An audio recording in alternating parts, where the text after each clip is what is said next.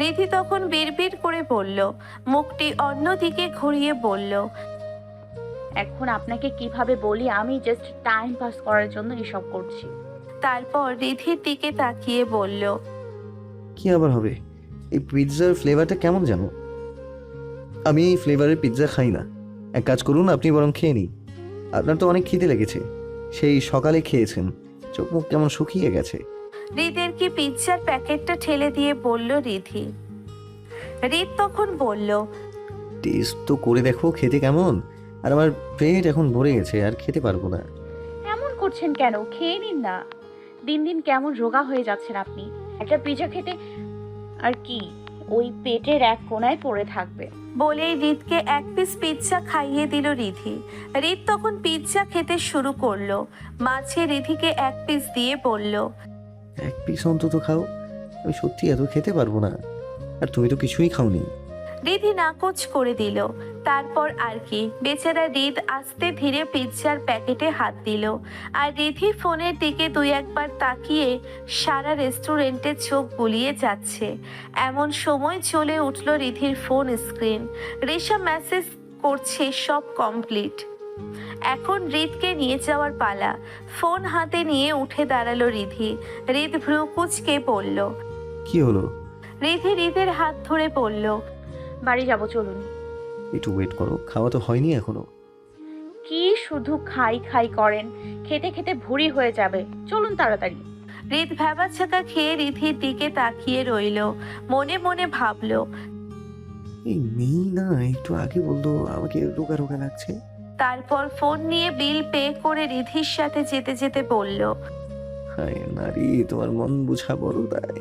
কথাটা রিধির কানে এলো। রিধি কোমরে হাত দিয়ে দাঁড়িয়ে বলল। কি বললেন আপনি? হৃদ ড্রাইভিং সিটে বসে বলল। কিছু না। রিধি অপর সিটে বসে বলল। শুনুন, নারীদের মন বোঝা এতটাও কঠিন কিছু না। হৃদ গাড়ি স্টার্ট দিয়ে বলল। নারীদের বলো না মহারানী, এক নারীতেই জীবন শেষ, আবার নারীদের। রিধি রাগ দেখিয়ে বলল। কি বললেন আপনি? আমি আপনার জীবন শেষ করে দিয়েছি? শোনো, নারীদের মন নিয়ে গবেষণা করে বড় বড় কবি, মুনি, ঋষি, বিজ্ঞানীরা যেখানে কিছু করতে পারলো না, সেখানে আমি তো এক তুচ্ছ পুরুষ। রিধি হৃদের কলার টেনে নিচের দিকে ঘুরিয়ে বলল। শুনুন, নারীর মন বুঝতে কোনো বৈজ্ঞানিক তত্ত্বের প্রয়োজন নেই। একটা পবিত্র আত্মা হলেই যথেষ্ট। কথাটা বলেই হৃদের কলার ছেড়ে সোজা হয়ে বসলো রিধি। হৃদ মুচকি হেসে সামনের দিকে তাকিয়ে ড্রাইভ করতে করতে বলল। আরে রাগ করছো কেন? আচ্ছা, একটা গল্প বলি, শোনো। আরে শোনো না। শুনছি, বলুন। কি? একটা দেশে একটা জিন ছিল।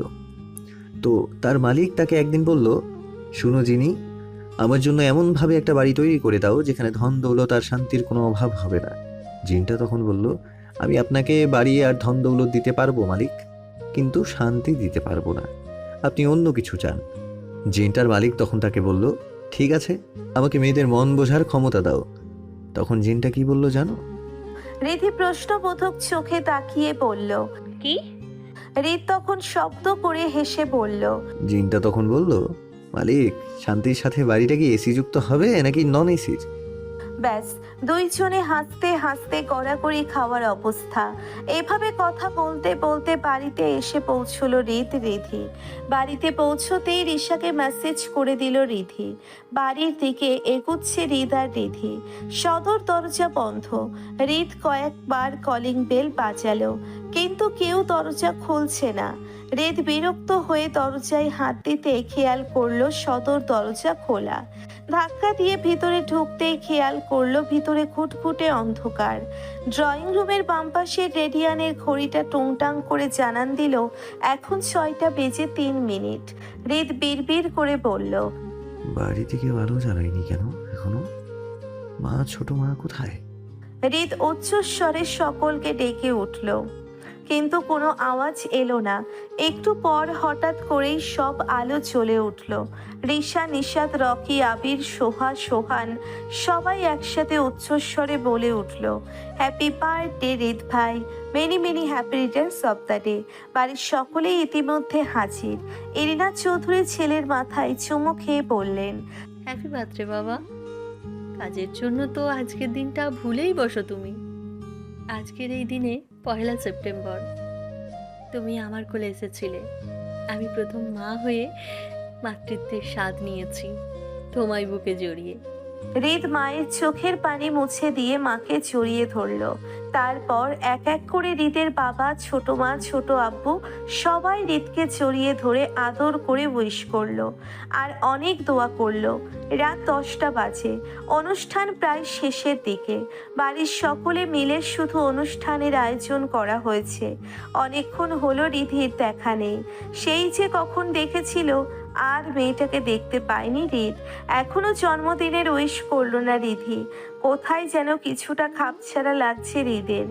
এত কিছুর মাঝেও কিছু একটার কমতি, নাকি রিধি এখনো উইশ করেনি তাই মনটা এমন লাগছে। না, আর ভাবলো না হৃদ। রিধিকে খুঁজতে আরম্ভ করলো। এখন এক পলক হলেও রিধিকে দেখতে হবে তার।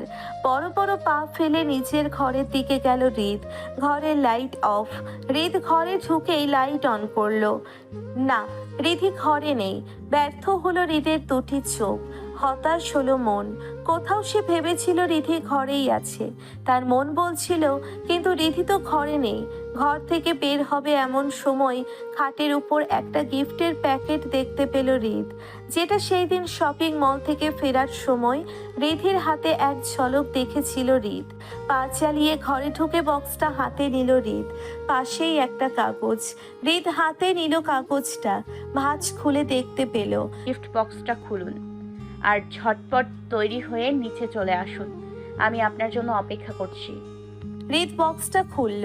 একটা কালো পাঞ্জাবি যার গলার কাছে গোল্ডেন সুতোর কাজ করা, একটা পারফিউম আর দুটো গোলাপ ফুল। পাঞ্জাবিটা হাতে নিয়ে মুচকি হাসল হৃদ। শেষ কবে পাঞ্জাবি পরেছিল মনেও নেই তার।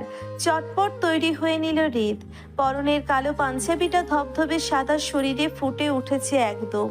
চুলগুলো সেট করে ফোন হাতে নিয়ে বাড়ির লনের দিকে যেতে লাগলো হৃদ। সেখানেই রিধি অপেক্ষা করছে তার জন্য। সারা দিনের কাঠফাটা রোদ্দুরের পরিসমাপ্তি, রাতে দমকা হাওয়া, মিষ্টি স্নিগ্ধ হাওয়া ঠেলে এগিয়ে চলেছে হৃদ। সামনেই গাড়িতে হেলান দিয়ে দাঁড়িয়ে আছে তার সেই বহুল প্রত্যাশিত রমণী। হৃদের মনে যেন প্রশান্তির মলয় বয়ে গেল। হঠাৎ করে হৃৎপিণ্ডটা ধকধক করে উঠল রিধির। মন আকাঙ্ক্ষা মেটাতে ঘাড় ঘুরিয়ে পেছনের দিকে তাকালো রিধি। সে আসছে, একদম তার মনের মতো সাজে। রিধির বিশ্বাস ছিল হৃদ পাঞ্জাবিটা পরবে। রিধিও আস্তে আস্তে এগিয়ে গেল হৃদের দিকে। পরনের সিল্কি কালো শাড়িটা বাতাসের দোরগোড়ায় এসে উন্মাদের মতো উড়ছে। রিধি শান্ত সামনাসামনি দাঁড়িয়ে রিধি আর হৃদ। যেই রিধি হৃদের পায়ে হাত দিয়ে সালাম করবে, অমনি তাকে থামিয়ে দিল হৃদ। মাথা দুপাশে নাড়িয়ে সালাম করতে না করে দিল। তারপর রিধির কানের কাছে মুখ নিয়ে বলল, আমি চাই না আমার মহারানী একমাত্র আল্লাহ ছাড়া কারো কাছে মাথা নত করুক, এমনকি আমার সামনেও না। কি মনে থাকবে? মুচকি হাসল রিধি।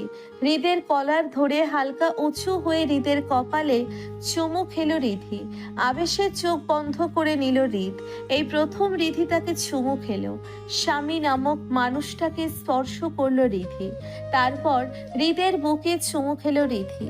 হৃদের হাত দুটো একসাথে করে দুই চুমু খেলো। এই বুঝি পবিত্র ভালোবাসা? আকাশ বাতাসেরও বুঝি হিংসে হচ্ছে এই ভালোবাসা দেখে।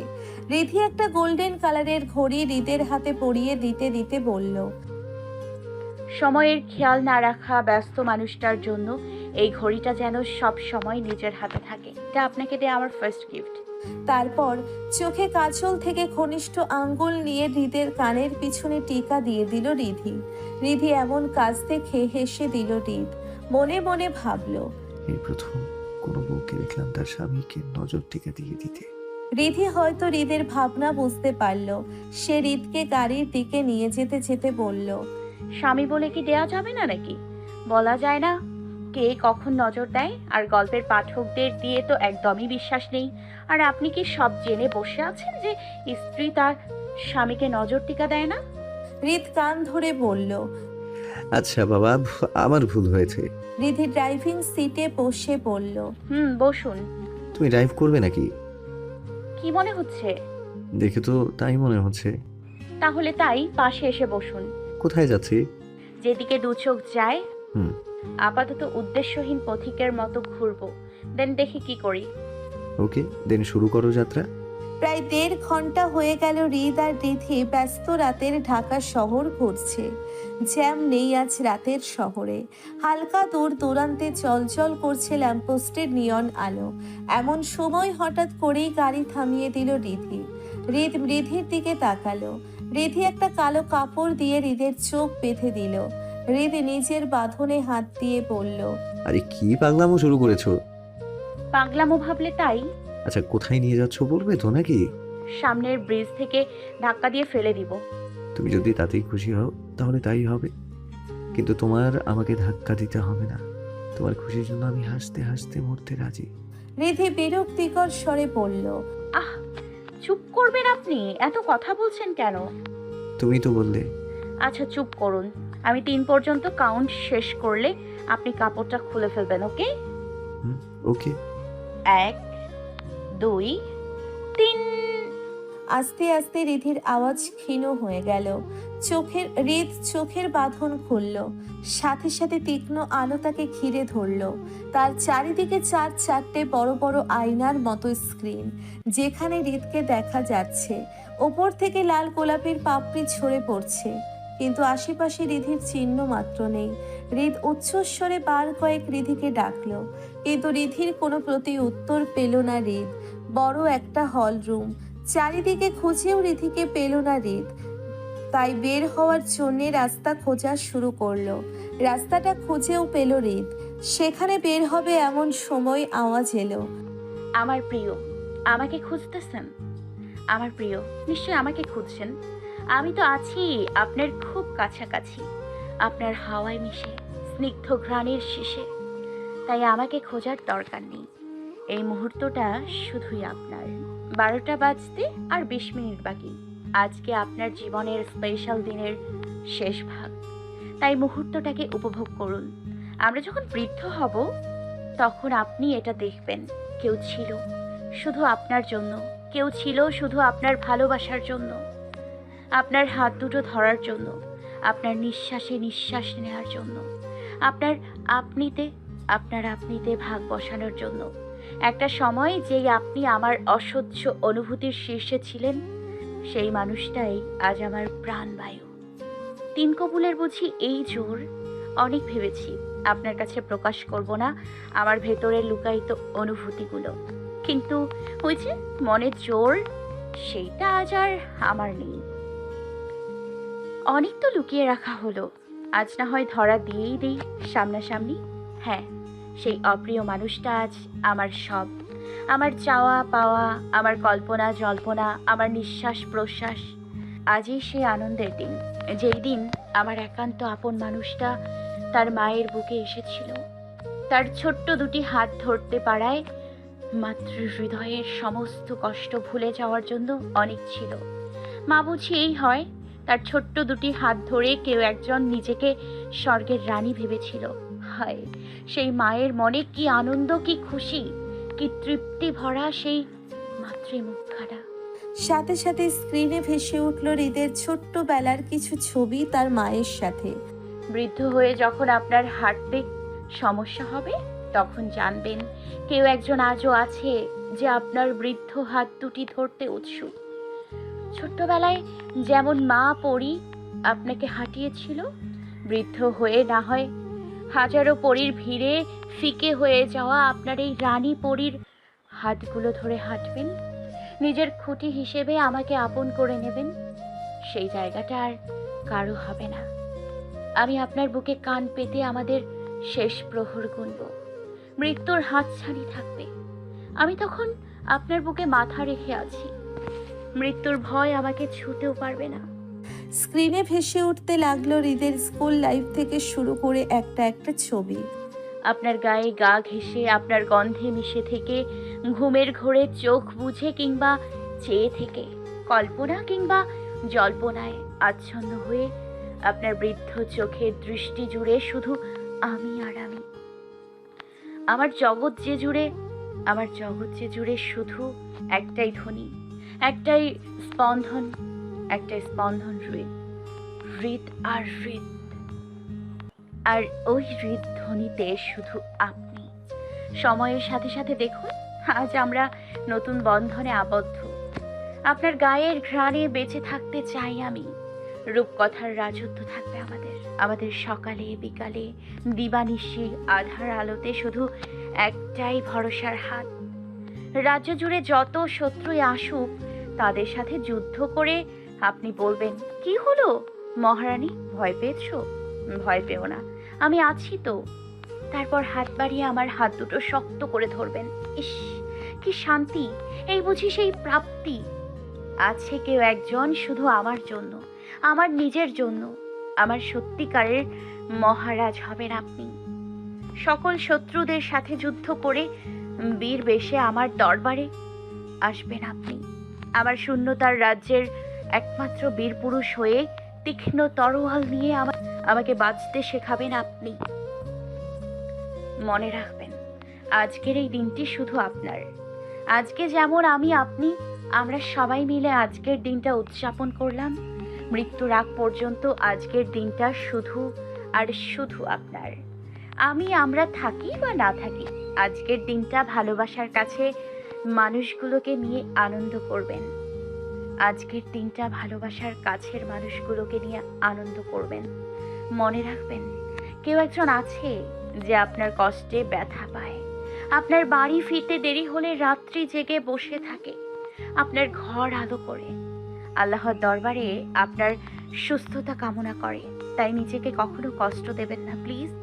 শত পুণ্যের পর আমি আপনাকে পেয়েছি। এই দেখুন, আমরা যখন প্রথম বাড়ি থেকে দেয়াল টপকে পালালাম, সাথে সাথে রিধি আর হৃদের সেই ছবি ভেসে উঠল। ছবিতে হোয়াইট লেহেঙ্গা পরা রিধির দিকে রাগী চোখে তাকিয়ে আছে হৃদ। কি রাগটাই না সেদিন করেছিলেন আপনি। সেদিনেই প্রথম আমার ভালোবাসা উপলব্ধি করি আমি। তারপর আমাকে রক্তাক্ত অবস্থায় কোলে নিয়ে হসপিটালের করিডোরের সেই দিনটা। ছবিতে রক্তাক্ত রিধিকে নিয়ে দৌড়ে আসছে ক্লান্ত অগোছালো হৃদ। খিলখিলিয়ে হেসে উঠল রিধি। আবার শোনা গেল রিধির কান্না যুক্ত কণ্ঠ।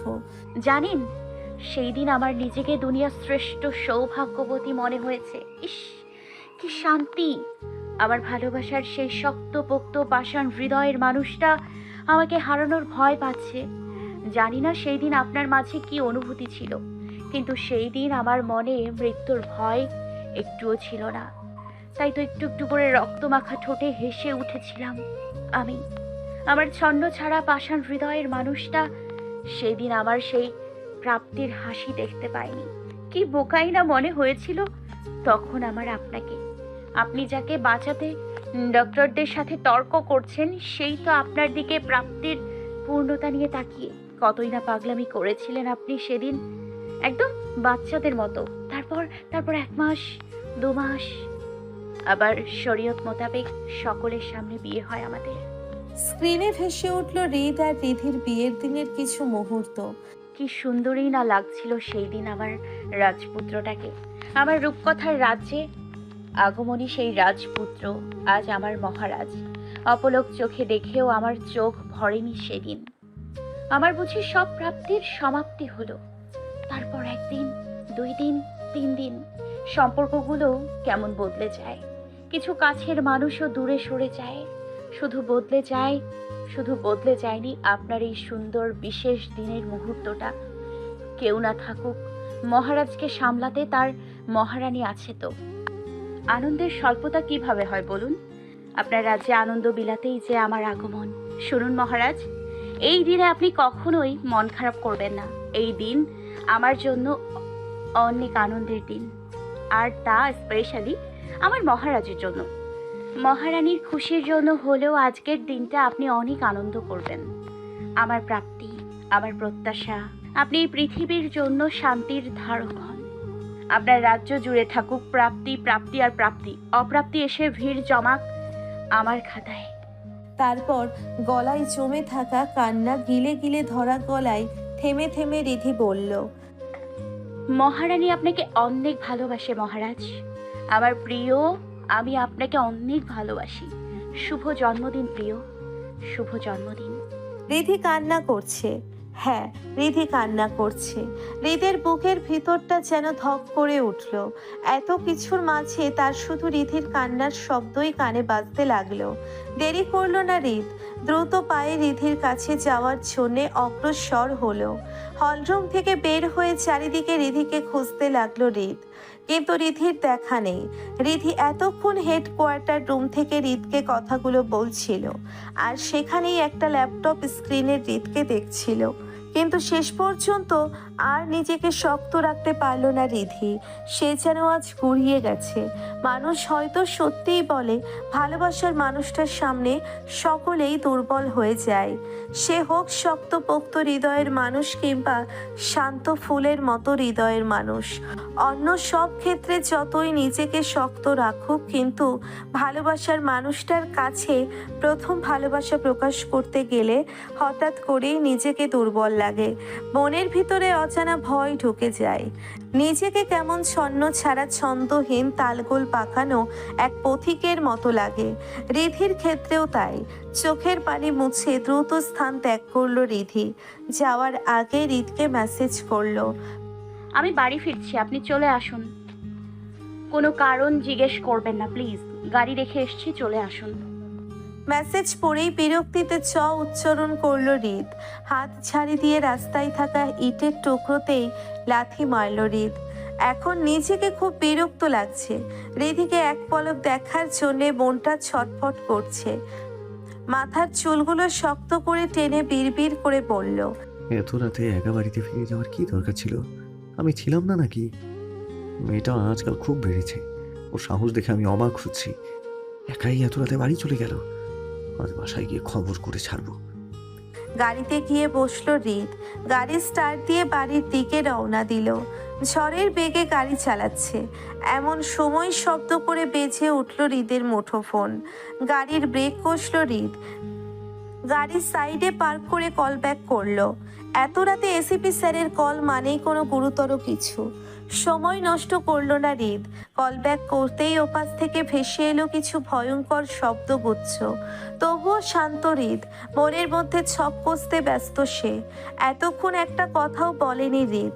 খানিক সময় নিয়ে শুধু একটা বাক্যই উচ্চারণ করলো হৃদ। আমি এক্ষুনি আসছি স্যার। কল কেটে দিল হৃদ। ওপাশের উত্তরের অপেক্ষা করলো না হৃদ। গাড়ি ঘুরিয়ে অন্য গন্তব্যে ছুটলো গাড়ি নিয়ে। রাত 3:12। মাথাটা ঝিম ধরে আছে রিধির। মাথায় যেন কিছু দলা পাকিয়ে আছে তার। মাথায় হাত দিয়ে উঠে বসলো রিধি। পরনের ড্রেসও এখনো চেঞ্জ করেনি রিধি। শরীরটাও কেমন যেন লাগছে। মনে হচ্ছে জ্বর আসবে। তাই উঠে গিয়ে ফ্রেশ হওয়ার জন্যে ওয়াশরুমের দিকে যাবে এমন সময় হঠাৎ করেই হৃদের কথা মনে পড়ল রিধির। বিছানায় হৃদ নেই। তখন বাড়িতে এসেই কান্নার শরীরটা কেমন যেন লাগছিল রিধির। তাই বিছানায় গা এলিয়ে দিতেই কখন ঘুমিয়ে গেছিল খেয়াল নেই। রিধি তাড়াতাড়ি ঘরে ব্যালকনিতে ভালোভাবে দেখে নিল। না, হৃদ নেই। তার মনে হৃদ বাড়িতে ফিরে আসেনি এখনো। কিন্তু হৃদের তো অনেক আগেই বাড়িতে ফিরে আসার কথা। হাত পা কেমনে কাঁপতে লাগলো রিধির। হৃদ কি তবে তার উপর রাগ করেছে তাই বাড়ি ফেরেনি এখনো? দুপা পিছিয়ে গেল রিধি। মাথাটা যেন তাড়াতাড়ি ওয়াশরুমে গিয়ে চোখ মুছে পানির ছাপটা দিল রিধি। এখন একটু ভালো লাগছে। ড্রয়ার থেকে প্যারাসিটামল বের করে খেয়ে নিল। ফোন হাতে হৃদকে কল করলো, কিন্তু হৃদ ফোন ধরছে না। কল বেজে বেজে কেটে যাচ্ছে। কি করবে রিধি বুঝে উঠতে পারছে না। তাই আবার মেসেজিং অপশনে গিয়ে মেসেজ টাইপ করে হৃদকে পাঠিয়ে দিল হৃদ। কিন্তু এবারেও আশাহত রিধি। নিজের কেমন অনুভূতিহীন লাগছে। কি করবে এখন সে? কি করবে এখন সে? কিছুই মাথায় আসছে না। সব তার দোষ। সে যদি নিজের অনুভূতিগুলো প্রকাশ না করত তাহলে হয়তো হৃদ এমন করতো না। কিন্তু এখন হৃদের খোঁজ পাবে কিভাবে? এত রাতে এখন কোথায় যাবে সে হৃদকে খুঁজতে? সময় কেটে যায়, কারোর জন্যে অপেক্ষা করা তার ধর্মে নেই। সে যে মহাকালের প্রতীক স্বরূপ। চারিদিকে ফজরের আজানের ধ্বনি। যন্ত্রচালিত ঢাকা শহরের নিস্তব্ধ পুরীতে রাতের এই প্রহরে আল্লাহর পবিত্র বাণী সকলেই মনে আলাদা আছর কাটে। ব্যালকনিতে বসে আছে রিধি, দৃষ্টি বাড়ির গেটের দিকে। ঘুমহীন রাতটা কাটিয়ে দিল রিধি। শেষ প্রহরে কিছু মনে পড়তেই জাবিদকে কল করলো রিধি। যদি হৃদের খবর পাওয়া যায়, কিন্তু শেষ আলোটাও যেন নিভে গেল। জাবিদও জানে না হৃদ কোথায়। মনটা ছটফট করছে রিধির, কোথাও শান্ত হয়ে বসতে পারছে না। এতক্ষণের আটকে রাখা অশ্রুকণা এবার বাধ্য হলো নয়ন কালো চক্ষু জোড়া ভিজাতে। নিজেকে পাগলের মতো লাগছে রিধির, কাউকে কিছুই বলতেও পারছে না। রিধি জানে হৃদ এসব ইচ্ছে করেই করছে, তাকে কষ্ট দেওয়ার জন্য। বুকটা যেন পুড়ে যাচ্ছে রিধির। সবাই ঠিকই বলে, ভালোবাসার মানুষটাকে ভালোবাসার কথা না বলাই ভালো। বললেই সে দুর্বলতা পেয়ে যায় তাকে কষ্ট দেওয়ার জন্যে। মানুষের কাজই তো দুর্বল জায়গায় আঘাত করা। চোখে পানি মুছে নিল রিধি, তবে তাতে বিশেষ কোনো লাভ হলো না। আবারও একইভাবে ভিজে গেল নয়ন কালো চক্ষু যুগল। আনমনা রিধি বিধ্বস্ত মনে ভাবনার বশেই কল করলো এসিপি আকরাম হাসানের নাম্বারে। তবে কোন আশায় ফোন করছে তাও রিধি জানে না। তবে মন বলছে সে নিরাশ হবে না, তাই কলটা করেই ফেললো রিধি। এমন সময় কাউকে কল করতেও কেমন অস্বস্তি লাগছে, কিন্তু মন মস্তিষ্কের যুদ্ধ করতে করতে রিধিকে অবাক করে দিয়ে কল রিসিভ করলো এসিপি আকরাম হাসান। নিজের স্বাভাবিক করার চেষ্টা করে আমতা আমতা করে এসিপি আকরাম হাসানকে সালাম দিল রিধি। তারপর খানিক সময় নিয়ে ধীরে সুস্থে হৃদের কথা জিজ্ঞেস করতেই আকরাম হাসান জানালেন একটা কেসের জন্য হৃদকে হঠাৎ করে অপারেশনে পাঠানো হয়েছে। মনটা খানিক শান্ত হলো রিধির, তবে মনটা খচখচ করা বন্ধ হলো না। দীর্ঘশ্বাস ফেলে ঘরে প্রবেশ করে নামাজ পড়ার প্রস্তুতি নিল রিধি। মোনাজাত শুধু স্বামী নামক মানুষটার সুস্থতা কামনা করে। নিজের চাওয়া শেষ করলো রিধি। শুভ্র সকালে আকস্মিক মেঘের বর্ষণ, ঝরে যাওয়া ধারার বর্ষণ শেষে এখন নির্মল চিত্ত শান্ত পরিবেশ, চারিদিকে শীতলতার প্রগাঢ় দীপ্তি। এমন সময় ফরেন্সিক ল্যাবে যাওয়ার জন্যে রাস্তার ধারে এসে দাঁড়ালো সৌমিলি। ইমিডিয়েটলি একটা কেসের জন্যে তাকে এক্ষুনি যেতে বলেছে স্বয়ং এসিপি স্যার। এদিকে গাড়িতেও তেল নেই, তাই ড্রাইভার গাড়ি নিয়ে গেছে সামনের পেট্রোল পাম্পে। তার মধ্যে ঝিরিঝিরি বৃষ্টিতে চরম বিরক্ত সৌমিলি তপ্ত নিঃশ্বাস ফেলে ছাতাটা নিয়ে এগিয়ে গেল সামনের দিকে। উদ্দেশ্য ড্রাইভারের সাথে দেখা হলেই সেখান থেকে ফরেন্সিকের জন্য যাত্রা করবে। হেই 9082। হঠাৎ এমন অদ্ভুত ডাকে ভ্রু কুঁচকে গেল সৌমিলির। পেছনে তাকাতেই দেখা মিলল এক শ্যামল গড়নের হৃষ্টপুষ্ট যুবকের চেহারা, যাকে সে শেষবার দেখেছিল তার সিনিয়র ইন্সপেক্টর রিশাদ চৌধুরী হৃদের বিয়েতে। অদ্ভুত হলেও চেহারাটা বেশ ভালো করেই মনে আছে সৌমিলির। আপনি আমি। এমন অদ্ভুত নামে ডাকার কারণ? ইচ্ছে হলো। আজব, কিছুটা। পাগল হয়ে গেছেন আপনি? সত্যি আমি পাগল হয়ে গেছি। ততটা হয়েছি যতটা পাগল হলে কাউকে ছেড়া নিঃশ্বাসটাও আটকে আছে। ততটা পাগল হয়েছে যতটা পাগল হলে মানুষের দিন দুনিয়ার হুঁশ থাকে না। তার শয়নের স্বপ্নে জাগরণে শুধু একটা মানুষই আটকে থাকে, ফেভিকলের আঠার মতো। ফ্ল্যাট করছেন? একদম না। আপনি সেই না যে ওই দিন রাতে আমাকে কল দিয়েছিল? কি হচ্ছে মানে? আমার মনে হওয়াটা তো আপনাকে বললাম, তাহলে আবার পাল্টা প্রশ্নের মানে কি? সবকিছু কি আর মানে ধরে বিচার করা যায়? কিছু কিছু মুহূর্ত অর্থহীন থাকে শ্রেয়। আপনি তো দেখছি কথা ঘোরাতে ওস্তাদ। তুমি রাজি থাকলে তোমাকেও ঘোরাতে রাজি আছি। কি ঘুরবে? একটা কথারও সোজাভাবে জবাব দেননি আপনি। কি করব বলো? আমার জন্ম থেকে আমি একটু বেকা স্বভাবের। আপনি কি নর্মালি জন্ম নিচ্ছেন নাকি টুপ করে এসে পড়েছেন? ভালো প্রশ্ন, আম্মুর কাছে জানতে হবে। পরের বার জেনে তোমাকে বলছি। আপনি এমনভাবে কথা বলছেন যেন আমি আপনার অনেক দিনের চেনা। কেন কথা বলতে আবার অনেক দিনের চেনা হওয়ার মানে? আজব মানুষ যত সব। কথা বলেই সৌমিলি বিরক্তি নিয়ে ছাতা হাতে আবার যাত্রা শুরু করলো। অনেকে দূরেই এগিয়ে গেছে সৌমিলি, তবে আশিকের দৃষ্টির সীমার বাইরে নয়। আশিক তখন পেছন থেকে আবার ডাকলো সৌমিলিকে। হেই 1983।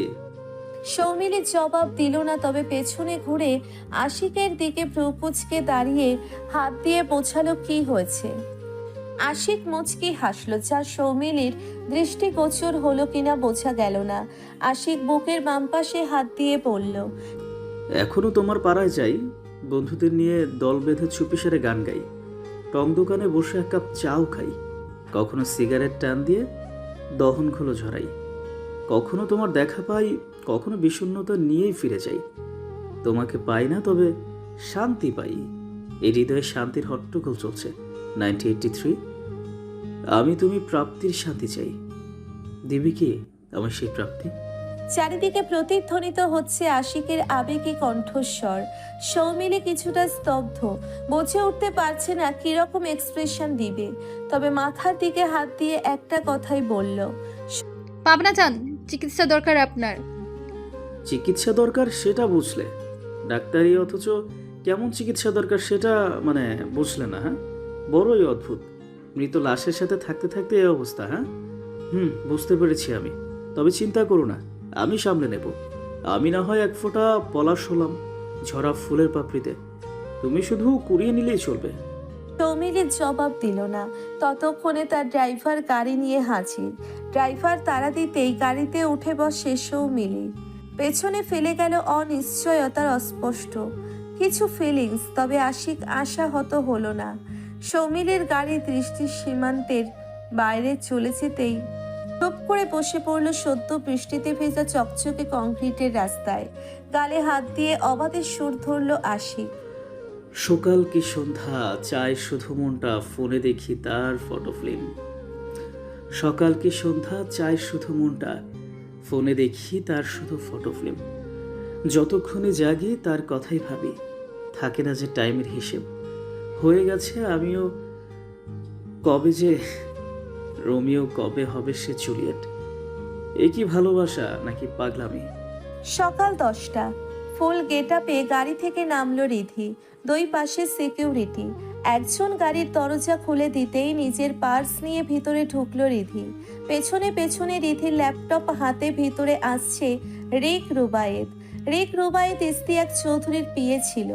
যেহেতু চৌধুরী গ্রুপ অফ কোম্পানির সিইও এখন রিধি, তাই রিধির পিএ হিসেবে কাজ করছে রিক রুবায়েত। ফোনে স্ক্রল করতে করতে অফিসের ভিতর প্রবেশ করলো রিধি। রিধি প্রবেশ করতেই দুই পাশ থেকে কোম্পানির স্টাফরা উঠে দাঁড়িয়ে রিধিকে গুড মর্নিং বলল। রিধি মৃদু হেসে সকলে জবাব দিয়ে নিজের কেবিনে প্রবেশ করলো। রিধি কেবিনে প্রবেশ করতেই রিধির ল্যাপটপ সেট আপ করে দিয়ে চলে গেল নিজের জন্য বরাদ্দকৃত কেবিনে। বাম হাতে কাঠ পেন্সিল নিয়ে হাতের আঙ্গুলের সাহায্যে বাম থেকে ডান দিকে নড়াচড়া করছে রিধি। ডান হাতে একটু পরপর ল্যাপটপে কাজ করে বড় মনিটরের সকলের গতিবিধি লক্ষ্য করছে রিধি। খানিক বাদে নিজের ফোন হাতে নিয়ে কাউকে কল করলো রিধি। হ্যালো, এসে গেছিস? ওকে, চলে আয়। আমি ওয়েট করছি। খানিক বাদেই রিধির কেবিনে প্রবেশ করলো আশিক। মুখে চওড়া হাসি ফুটিয়ে বলল, কি অবস্থা দোস্ত, অনেকদিন পর দেখা। I am always good Ashiq. Yeah, I understand. আমিও ভালো আছি। এতক্ষণ ফোনে কল করতে করতে আশিকের সাথে কথা বলছিল রিধি। আশিকের কথা শুনে ভ্রু কুঁচকে আশিকের দিকে তাকিয়ে রিধি বলল, আমি তোকে জিজ্ঞেস করছি তুই কেমন আছিস। আশিক হতাশার কণ্ঠে বলল, তুই তো জিজ্ঞেস করবি না, তাই আমি বলে দিলাম। এনিওয়েজ, যা আনতে বলছিলাম এনেছিস তো? রিধির দিকে একটা ফাইল এগিয়ে আশিক বলল। Oops, yup, is it? Riddhi ফাইলটা দেখে নিয়ে বাঁকা হেসে বলল, থ্যাঙ্কস দোস্ত। ওয়েলকাম। তুই ওয়েট কর, আমি ডাকছি। এই সে কিনা, তুইও দেখে নে। ডাক। ফোন হাতে কাউকে কল করলো রিধি। ন্যানো সেকেন্ডের মধ্যে কেবিনে প্রবেশ করলো রিক রুবায়েত। কেবিনের দরজা ঠেলে বলল, may I coming ma'am? Yes. ডাকছিলেন ম্যাম? পেছনে অতি ভদ্রতার সহিত দাঁড়ানো রিকের দিকে তাকালো আশিক। রিধি আশিককে পর্যবেক্ষণ লক্ষ্য করছে আর চোখে। আশিক সামনে তাকিয়ে রিধির দিকে চেয়ে চোখের ইশারায় কিছু বোঝালো। ব্যাস, রিধির কাছে সবটা ক্লিয়ার। ফোনটা ডেস্কের উপরে রেখে উঠে দাঁড়ালো রিধি। তারপর বাম হাতের গোল্ডেন কালারের ঘড়িটা খুলতে খুলতে এগিয়ে গেল রিকের দিকে। ঘড়িটা খুলে আশিকের দিকে ঘড়িটা ছুঁড়ে দিল রিধি। আশিকও দক্ষতার সাথে ক্যাচ লুফে নিয়ে ডেস্কের উপর ঘড়িটা রাখলো। রিধি পকেটে হাত ঢুকিয়ে রিকের চারপাশে ঘুরে ঘুরে বলতে লাগলো। নাম রিক রুবায়েত, ব্রিলিয়ান্ট স্টুডেন্ট হওয়ার দরুন শহরে আসা হয় পড়ালেখার জন্য। কিন্তু ওই যে শিকড় ভুলে গেলে যা হয়, গ্রামের খানিক উকড়ে যাওয়া সন্তান শহরে এসে আরও বিগড়ে গেল। ধীরে ধীরে নিজের রূপ দেখাতে লাগলো। সামান্য পড়ালেখায় ভালো হওয়া ছেলেটা নিজের বাবা মাকেও ভুলে বসলো, যারা তারই জন্য মাসের পর মাস না খেয়ে টাকা পাঠিয়ে ছেলেকে পড়ালেখা করালো। সেই ছেলে সময় মতো নিজের বৃদ্ধ বাবা মায়ের সাথেই বেইমানি করলো। বাবা মায়ের সাথে দেখা করা তো দূর, তাদের চিনে না বলে অপমানিত করা রিক রুবায়েত। গুলশানের বনানীতে দামি ফ্ল্যাট, কোম্পানির পক্ষ থেকে দামি দামি গাড়িতে দৈনিক চড়া, এসবের মোহে নিজের নিউ লাইফ ফ্রেন্ড এবং ওয়াইফের সামনে নিজের জন্মদাতাকে অস্বীকার করার রিক রুবায়েত। ছি, তোর তো নরকেও জায়গা হবে না। যেই বাবার রিকমেন্ডেশনে তার বন্ধুর করা চৌধুরী গ্রুপ অফ কোম্পানিতে এত বড় পদে চাকরি পেলি, সময় মতো সেই বাবাকেই ভুলে গেলি, অপমান করে তাড়িয়ে দিলি তাকে। রিক অবাক হয়ে তাকিয়ে আছে রিধির দিকে। নিজের পক্ষ নিয়ে কিছু বলবে তার আগেই রিধি তাকে থামিয়ে দিয়ে বলল। স্টপ, আমার কথা শেষ হয়নি। রিক থেমে গেল। রিধি আবার নিজের জায়গায় গিয়ে আয়েশ করে বসে বলল। আসলে কি বলতো, স্বভাব যায় না মূলে। সেই একই ঘটনার পুনরাবৃত্তি। যেই কোম্পানির টাকায় এত নাচানাচি, প্রতিদানে কিছু টাকার জন্য সেই কোম্পানির সাথে কি করলি তুই? উঠে দাঁড়িয়ে রিকের কাছে গেল রিধি। এমন সময় পেছনে থেকে তীক্ষ্ণ শব্দ, ঠাস করে। পেছনে তাকিয়েই আশিক দেখল রিক গালে হাত দিয়ে দাঁড়িয়ে আছে। থাপ্পড়টা যে রিধি মেরেছে সেটা বুঝতে বাকি নেই আশিকের। ভীত চোখে তাকালো রিকের দিকে, বিড়বিড় করে বলল।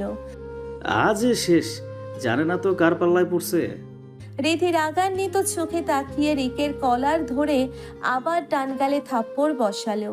সাথে সাথে ছিটকে মেঝেতে পড়ে গেল রিক। ঠোঁটের কোণে রক্ত, চোখ দিয়ে পানি বের হয়ে গেছে তার। রিধি গর্জে উঠে রিককে আবার উঠালো। এক হাত দিয়ে শার্টের কলার ধরে, অন্য হাত দিয়ে গালে চাপ দিয়ে ধরে বলল। যেই থালায় খাস সেই থালাতেই ফুটো করার চেষ্টা। নিমুখারাম কোথাকার। সাহস দেখে আমি অবাক হচ্ছি, তুই আমাদের বিজনেস প্ল্যানের সকল ফাইল অন্য কোম্পানিতে বিক্রি করিস। কোম্পানি থেকে মাসের পর মাস টাকা সরিয়েছে। আরে নিমুখারাম, দোষ তো ওই কোম্পানির মালিকদের না, দোষ তোর মতো নিমুখারামের। তোকে তো অসহায় ভেবে আমার বড় আব্বু চাকরিটা দিয়েছিল, কিন্তু তুই তো দুধ কলা দিয়ে কাল সাপ হয়ে ধরা দিলি। অবাক বিস্ময়ে রিধির দিকে তাকালো রিক। ইনোসেন্ট ফেস করে বলল। ম্যাম, এসব কি বলছেন? বিশ্বাস করুন, আহমেদ গ্রুপের সাথে আমার কোনো যোগাযোগ নেই। আমি কোনো ফাইল বিক্রি করতে যাইনি। রিধি বাঁকা হেসে স্বাভাবিকভাবে বলল। আমি কখন বললাম তুই আহমেদ গ্রুপের কাছে ফাইল বিক্রি করতে গেছিস? নিজের কথার জালে নিজেই ফেসে গেল রিক। শুকনো ঢোক গিলে কিছু বলে যাবে তার আগেই রিককে থামিয়ে দিল রিধি। রাগান্বিত কণ্ঠে বলে উঠল। আসলে তোর মতো দুমুখ সাপদের বিশ্বাস করতে নেই। তুই যে কত বড় ঠকবাজ তার ওপর তার সব ডিটেলস আমার কাছে আছে। তো তোর আর কোনো কথা শুনতে আমি চাই না। এমন সময় কেবিনে প্রবেশ করলো মধ্যবয়স্ক ম্যানেজার সাহেব। তিনি রিধির দিকে তাকিয়ে বলল। আমায় ডেকেছিলে রিধিমা? রিধির স্বর নরম, আজ শান্ত স্বরে ম্যানেজারের দিকে তাকিয়ে বলল। আঙ্কেল, একদিনের ভেতরে কোম্পানিতে যতগুলো টাকার গরমিল হয়েছে সবগুলো টাকার হিসাব ঠিক চাই আমি। আর যতগুলো টাকার গরমিল হয়েছে তার সম্পূর্ণ টাকা বহন করবে মিস্টার রিক রুবায়েত। তার অ্যাকাউন্ট থেকে সবগুলো টাকা কেটে নেওয়া হবে। আর হ্যাঁ, সব জরিমানা পরিশোধের পর একে পুলিশে ধরিয়ে দেবেন। আশা করছি কাজটা হয়ে যাবে। ম্যানেজার কর্মতৎপর কণ্ঠে বলে উঠল। অবশ্যই রিধিমা, তুমি যা বলেছো তাই হবে। ম্যানেজার রিকের কলার ধরে রিককে কেবিনের বাইরে নিয়ে যাবে এমন সময় রিধি বলে উঠল। আর এই ফাইলগুলো আবার এসে নিয়ে যাবেন প্লিজ, এবং বড় আবুকে এসব দিয়ে কিছু বলবেন না। তিনি কষ্ট পাবেন তার বন্ধুর ছেলের এমন কাজের কথা শুনলে।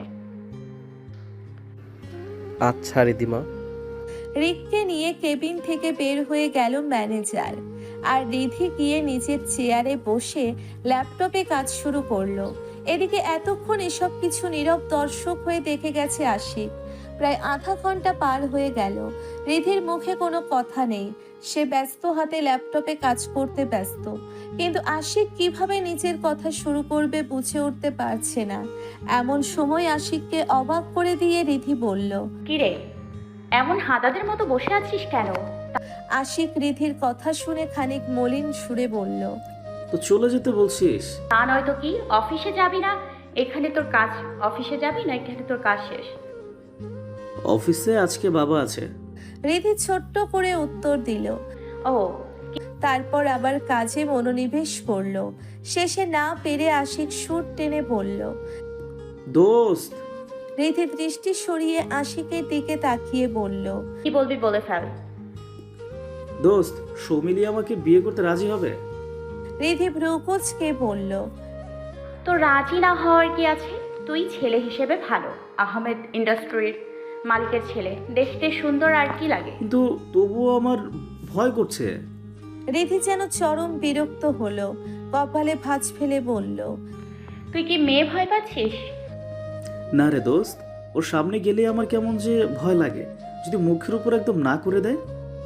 তাইলে আর কি, সারা জীবন দেবদাস হয়ে কাটাবি। দোস্ত, তুই এটা বলতে পারলি? না বলতে পারার কি আছে? এই মুহূর্তে মজা নিস না প্লিজ, কিছু আইডিয়া দে তো। এবার রিধি সিরিয়াস হয়ে বসলো, সামনে থেকে ল্যাপটপটা সরিয়ে বলল। আচ্ছা শোন, বল। তুই যে বলেছিলি আঙ্কেল আন্টি যেই মেয়েটাকে দেখতে গিয়েছিল সেই মেয়ে কোইন্সিডেন্টলি আর লাকিলি সৌমিলি। তো দেখ পারিবারিকভাবে কি হয়, দেন দেখা যাবে।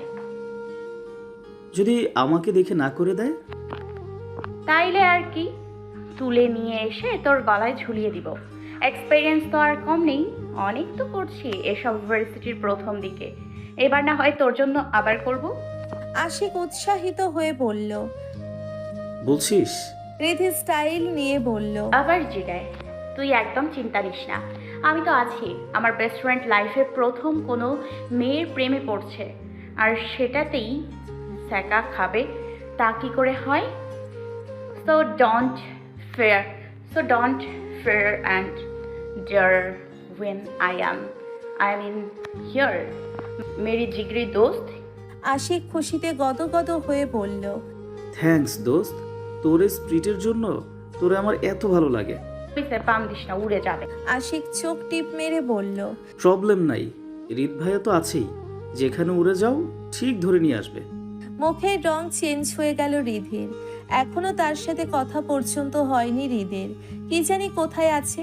ফরেনসিক ল্যাবে দীর্ঘ 3 মাস পর ট্রেনিং শেষে নিজের কাজে পুনরায় যোগ দিয়েছে Tahsan Tamim, forensic expert of CID. দেশে ফিরেই নতুন কেসে ব্যস্ত সময় কাটছে। পাশেই জুনিয়র ফরেনসিক এক্সপার্ট সৌমিলি তাকে সাহায্য করছে। এমন সময় ল্যাবে প্রবেশ করলো এসিপি আকরাম হাসান। তাহসিন তামিমের দিকে তাকিয়ে বলল। লাশের সাথে কথা হলো তোমার তামিম? তামিমের ঠোঁটে হাসি। আকরাম হাসানের সাথেই প্রবেশ করছে হৃদও। হৃদ আর তামিম খুবই ফ্রেন্ডলি, সমবয়সী দুজনেই। হৃদ তামিমের দিকে তাকিয়ে বলল। অবশ্যই কথা হয়েছে স্যার, ওর কাজই তো ওর লাশের সাথে কথা বলা। তামিম তখন বলল। রিদ প্লিজ यार, পিঞ্চ মেরে বলা গেল না তোর?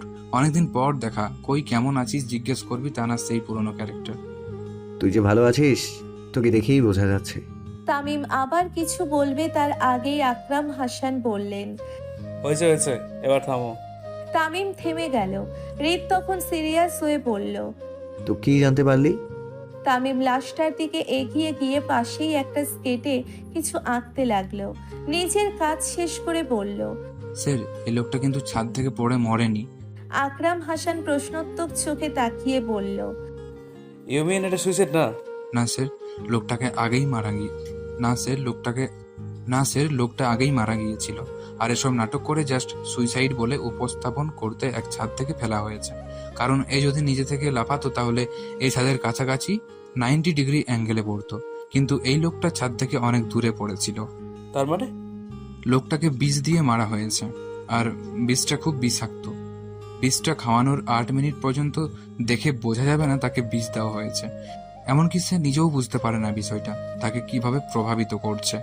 আর 8 মিনিট পর লোকটার বুকে প্রচন্ড ব্যথা শুরু হবে আর হঠাৎ করেই মৃত্যু। নাম কি বিষয়টার? সৌমিলি তখন একটি টেস্ট টিউবে কারো নীল দ্রবণ ঢালতে ঢালতে বলল। স্যার কিউআরের কিউরারে? হৃদ তখন বলল।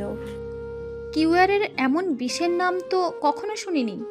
তামিম ল্যাপটপের দিকে যেতে যেতে বলল। হ্যাঁ, এটাই স্বাভাবিক, কারণ এই বিষটা সাউথ আমেরিকা ছাড়া আর কোথাও পাওয়া যায় না। ক্রাইম ক্রাইম ক্রাইম, দেশে যখন ক্রাইম বেড়ে যায়, সমাজের এক শ্রেণীর পেশাদার নিরাশ্রান্ত পরিশ্রমপূর্ণ মানুষ তখন নিরুত্তেজ ভঙ্গিতে লেগে পড়ে সেই ক্রাইম দমনে।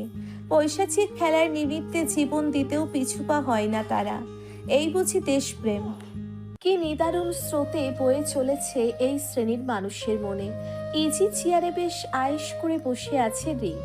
উপর মহল থেকে বেশ চাপ আসা শুরু হয়েছে ইতিমধ্যে। দেশের সুনামধন্য তিনটা কোম্পানি চলছে দাউ দাউ করে। মালিক পক্ষের ক্ষতি হয়েছে কোটি কোটি টাকা। এক প্রকার পথে বসার অবস্থা তাদের। নিজের জীবনের কাল ঘাম ফেলা শ্রম আজ শুধুই ছাই আর ছাই। না, এ কোনো সাধারণভাবে ধরা আগুন নয়, অনাকাঙ্ক্ষিতভাবে কিংবা অপ্রত্যাশিত। রাজধানী শহর ঢাকায় পরপর 3 বার বোমা হামলা। তবে তাদের লক্ষ্য হচ্ছে কেবল বড় বড় ইন্ডাস্ট্রিয়াল কোম্পানিগুলো, যারা দেশের অর্থ ব্যয়ে একটা গুরুত্বপূর্ণ ভূমিকা রাখে। সেই দরুন ক্রাইম ডিপার্টমেন্টের উপর মন্ত্রী পরিষদ থেকে কড়া নির্দেশনা, আগামী 72 ঘন্টার মধ্যে যে করেই হোক অপরাধীদের আইনের আওতায় আনতে হবে। উপর মহলের হঠাৎই এমন চাপে শেষবারের মতো ফোনে কথা বলে নিজের ফোনটাই এক প্রকার আছাড় মেরে নিজের ডেস্কের উপর রাখলো আকরাম। বেশ রাগান্বিত স্বরে বিরক্তিকর ভঙ্গিতে বলল, এদের নিয়ে আর পারি না। কোনো কেস সলভ করা কি এত সহজ? হ্যাঁ, এটা কি ছেলে হাতের মোয়া যে চাইলে আমার পেয়ে গেলাম? আমরা তো ট্রাই করছি নাকি? আমরা তো নাকে তেল দিয়ে বসে নেই, মিনিমাম সময় তো লাগে। সবসময় শান্ত ভঙ্গিতে থাকা লোকটার এমন গোলমেলে আচরণে ঠোঁটের কোণে এক চিলতে হাসি দেখা গেল হৃদের। তবে তা যে কারো দৃষ্টিগোচর হয়েছে তা নয়। খানিক দূরেই দাঁড়িয়ে মিটমিট করে হাসছে শিশির, ভোর আর জাবিদ। তাদের সর্বদা দৌড়ের উপরে রাখা মানুষটা আজ উপর মহলের ধমকিতে নাকাল। চাপটা ডিপার্টমেন্টের সকলের উপর আসলেও বর্তমানে এসিপি আকরাম হাসানের চেহারাটা দেখার মতো। হৃদের নজর জাবিদ, ভোর আর শিশিরের উপর পড়তেই সব হাসি উধাও হয়ে গেল তাদের। তারা তো ভুলেই গেছিল তারা বাঘের খাঁচায় আছে। থতমত খেয়ে চুপচাপ জেন্টলম্যান হয়ে দাঁড়ালো তারা। হৃদ শান্ত ভঙ্গিতে উঠে দাঁড়িয়ে বলল, স্যার, আই থিঙ্ক আপনার একটু রেস্টের দরকার।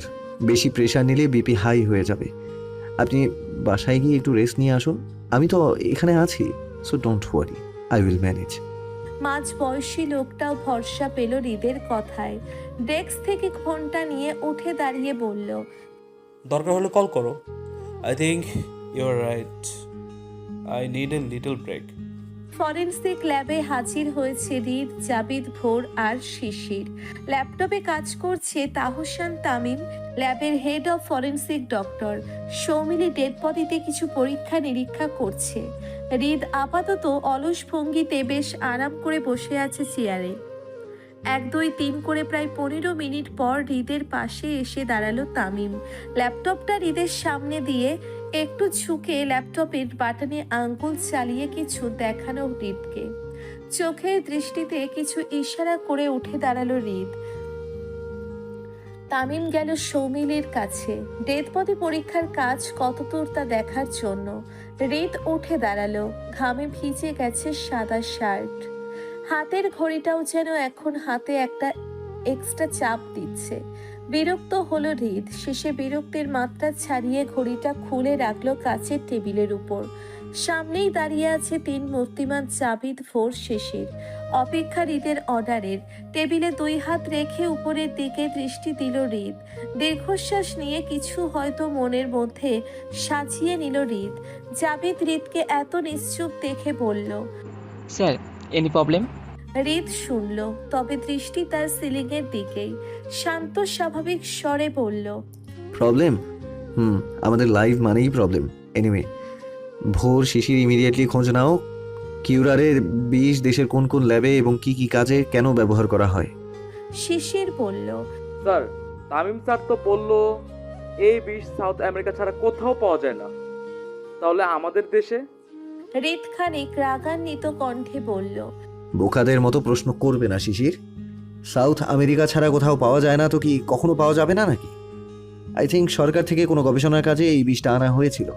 এই সম্পর্কে একটা নিউজ পড়েছিলাম আমি। যতদূর মনে পড়ে গভর্নমেন্ট থেকে অনুমতি নিয়েই আনা হয়েছে এই বিষ। খোঁজ লাগাও দেশের কোথায় কোথায় পয়জন রিসার্চ সেন্টার আছে, আর সবগুলো রিসার্চ সেন্টারে এই পয়জন সম্পর্কে জিজ্ঞাসাবাদ করো। অ্যান্ড ভোর, তুমি এই সিকিউরিটি গার্ড যেখানে মারা গেছিল সেখানে গিয়ে জিজ্ঞাসাবাদ করো ফার্স্ট। আমাদের হাতে টাইম খুব কম। হৃদের নির্দেশনা পেতেই শিশির আর ভোর ছুটল তাদের মিশনে। জাবিদ এখনো একই ভঙ্গিতে দাঁড়িয়ে। হৃদ তার দিকে এক পলক তাকালো। দৃঢ় পায়ে জাবিদের কাছে গিয়ে পকেটে 2 হাত গুজে সোজা হয়ে দাঁড়ালো হৃদ। জাবিদ, তোমাকে একটু সিক্রেট কাজ করতে হবে। অত্যন্ত সিক্রেটলি ইনফরমেশনগুলো এনে দিতে হবে। আশা করি নড়চড় হবে না। জাবিদ বাধ্যগত স্বরে বলল, জি স্যার, বলুন। তোমার কাছে একদিন টাইম। খবর নাও দেশের কোন কোন নিউজ পেপারে কিংবা টেলিভিশনের চ্যানেলে সুইসাইড স্কোয়াড নিয়ে কি কি আর্টিকেল পাবলিশড হয়েছে। সুইসাইড স্কোয়াড সম্পর্কে যত ইনফরমেশন আছে সব কালকের মধ্যে আমি আমার হাতে চাই। এখন তুমি আসতে পারো। সময় নষ্ট না করে জাবিদ ছুটল নিজ গন্তব্যে। সময়ের মধ্যে সব ইনফরমেশন হৃদের টেবিলে না থাকলে হৃদ কি কি করবে তা বেশ ভালো করেই জানে জাবিদ। জাবিদ বের হতেই হৃদও বের হলো ফরেন্সিক ল্যাব থেকে। তবে আসার পথে বাদ সাধল তামিম। পেছন থেকে হৃদকে ডেকে মাঝপথেই থামিয়ে দিল হৃদকে। হৃদ ভ্রু কুচকে পেছনের দিকে তাকাতেই তামিম এগিয়ে এসে বলল, দোস্ত চল রেস্টুরেন্টে যাই। কিসের দোস্ত? ও প্লিজ রিদ, এখন তো অফিসিয়াল রিলেশনটা বাদ দে। আমরা ছোটবেলা থেকে একসাথে বড় হয়েছি, সো প্লিজ। হৃদ কিছু বলল না, পা চালিয়ে নিজের গাড়িতে গিয়ে বসলো। তামিমও হৃদের পাশে গিয়ে বসলো। হৃদ প্রশ্নবোধক চোখে তাকালো তামিমের দিকে। তামিম বুঝতে পেরে বলল, আরে এইভাবে তাকিয়ে আছিস কেন? বললাম না রেস্টুরেন্টে যাব। অনেকদিন বিদেশের খাবার খেয়ে পেটের অবস্থা খারাপ। হৃদ সামনের দিকে তাকিয়ে পকেট থেকে ফোন বের করলো। ফোন স্ক্রিনে দৃষ্টি রেখে বলল, তো যা, তোকে ধরে রাখছে কে? হৃদের নিরস কথায় আহত হলো তামিম। অভিনয় করে বলল, ধরে রাখিসনি, কিন্তু একা একা তো আর রেস্টুরেন্টে যাওয়া যায় না, ভালো লাগে না। চল না যাই। আজ একটা গার্লফ্রেন্ড নেই বলে তোকে বলি, এই দুঃখ আমি কাকে দেখাবো? আবার কাজ আছে তামিম। ওকে, নো প্রবলেম। তুই তোর কাজ সেরে নে, আমি আছি। দেন কাজ শেষে একসাথে যাব। আর অনেকদিন হলো একসাথে আড্ডা দেওয়া হয় না। এইটা আড্ডা দেওয়ার সময় না। আরে 2 বন্ধু একসাথে থাকলে আড্ডা দেওয়ার সময় আর অসময় আছে নাকি? চল তো। শেষে নিরুপায় হৃদ গাড়ি স্টার্ট দিল। কি আর করার, না হলে তামিম একটার পর একটা কথা বলেই যাবে তো বলেই যাবে। দুপুরের দীর্ঘ রোদে ইটপাটকেলের শক্ত দালান কোঠায় যেন অগ্নি ধরা গরম। রোদের তীব্রতা বেশ কয়েকদিন ধরে বেড়ে গেছে। ব্রেক টাইম, তবুও একই ভঙ্গিতে ল্যাপটপে কাজ করে যাচ্ছে রিধি। পিনপতন নীরবতা তার কেবিনে। তার মধ্যেই আশিক হঠাৎ বলে উঠল, হোয়াটস রং উইথ ইউ রিধি? সে কখন থেকে দেখছি তুই চুপচাপ। কিছু কি হয়েছে তোর? বললাম তো আশিক, কিছু হয়নি। এক কথা কতবার বলতে হবে তোকে? আচ্ছা চল লাঞ্চ করে আসি, সামনে একটা ভালো রেস্টুরেন্ট আছে। না, তুই যা, আমার এখন কাজ আছে। দেখছিস না কাজ করছি। দেখ তো তোর কাজ, আমারও তো অফিস আছে নাকি? বাবাকে বসিয়ে এসেছি, আমি যে কখন থেকে এখানে এসে বসে আছি। আমি কি বলছি বসে থাকতে? তোর কাজ তো সেই কখন শেষ। চলে যা, ফাঁকিবাজ একটা। দোস্ত, এটা কিন্তু একদম ঠিক না। তুই আমাকে আন্ডারস্টিমেট করছিস? হ্যাঁ, দেখ তুই আমার বেস্ট ফ্রেন্ড, দেখছি তোর মুড অফ, তবুও আমি তোকে এভাবে রেখে মানে চলে যাব আমি? হ্যাঁ, বললাম তো আশিক, আমার কোনো মুড টুড অফ না। আর ওকে মানলাম মুড অফ না, তাহলে চল কিছু খেয়ে আসি। আশিক রিধির উত্তরের অপেক্ষা না করেই তার ল্যাপটপটা বন্ধ করে দিয়ে নিজের হাতে ল্যাপটপ নিয়ে হাঁটা ধরলো। পেছন থেকে রিধি বলল, আরে তুই আমার ল্যাপটপ নিয়ে কোথায় যাচ্ছিস? যেই দিকে দু চোখ, আমার ল্যাপটপ রেখে তারপর যা। সেটা আমার ইচ্ছে। আশিক, খারাপ হবে বলে দিচ্ছি। কিন্তু আশিক সেই একঘেয়েমির মতো রিধির ল্যাপটপ নিয়েই কেবিন থেকে বের হয়ে গেল। শেষে রিধিও ছুটল আশিকের পিছু। গাড়ির কাছে এসেই পিছনের দিকে এক ঝলক তাকালো আশিক। রিধিকে দেখে শয়তানি হাসি দিল। রিধি সেই দিকে তাকিয়ে বলল, এভাবে দাঁত কেলাচ্ছিস কেন? সোজা আঙুলে ঘৃণা উঠলে আঙুল বাঁকা করা আর কি। রাখ তোর ফালতু প্যাচাল। আচ্ছা রাখলাম, আমি আবার ভদ্র ছেলে। হ্যাঁ, গাড়িতে ওঠ। ল্যাপটপ দে। ল্যাপটপ তো রেস্টুরেন্ট থেকে আসার পথে পাবি। Vegetable cheese sandwich, vegetable cutlet, chicken sandwich, fish cutlet, green salad, Thai soup, fresh food juice, veg pakora, chicken pakora, chicken স্টিপ, মটন কর্মা, শাহি ব্রিফ, পনির মশলা, শাহি ডাল, সব 2 প্লেট করে। এক এক করে সব খাবার টেবিলে এনে রাখলো ওয়েটার। রিধি সব খাবারের দিকে এক পলক চোখ ঘুরিয়ে আশিককে ছোট্ট করে রাখা মুখটার দিকে তাকিয়ে বলল, কিরে, মুখটারে ওই রকম বাংলার পাঁচের মতো করে রেখেছিস কেন? এত কিছু তুই খেতে পারবি? তুই তো আমাকে খাওয়াতে এসেছিস, এখন আমি কি কি খাবো সেটা আমার ব্যাপার। আশিক আক্ষেপের স্বরে বলল, তাই বলে এত কিছু? ইস, আমার কতগুলো টাকা। কেন, আমার সাথে পাঙ্গা নেওয়ার আগে মনে ছিল না? কেবল তো শুরু। রিধি আশিকের দিকে তাকিয়ে উল্লাসে ফেটে পড়া হাসি দিয়ে খাওয়া শুরু করলো। আর আশিক একবার মানিব্যাগের দিকে তাকাচ্ছে তো একবার টেবিলের খাবারগুলোর দিকে তাকাচ্ছে।